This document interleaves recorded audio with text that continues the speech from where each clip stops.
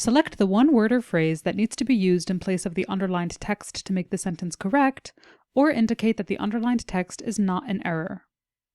Stepping off of the plane in the extreme north of Finland, the traveler was instantly struck by the very freezing wind of the Arctic Circle for the first time. Before taking a look at our choices, let's see if we can find a problem with our underlined phrase.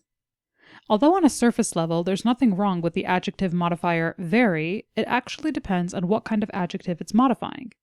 Freezing is what's described as an extreme or ungradable adjective.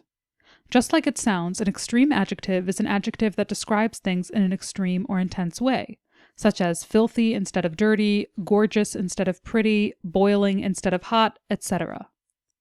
When using an extreme adjective, we don't pair them with mild modifiers like very, quite, pretty, etc.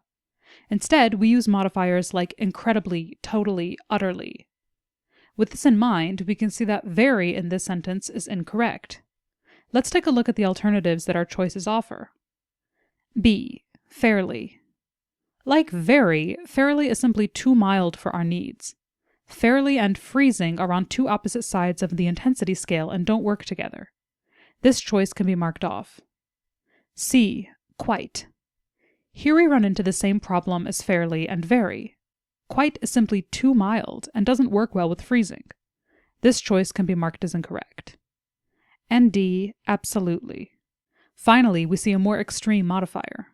As absolutely is extreme and freezing is extreme, we can see that these words pair well together, and we can go ahead and mark choice D, absolutely, as our final answer.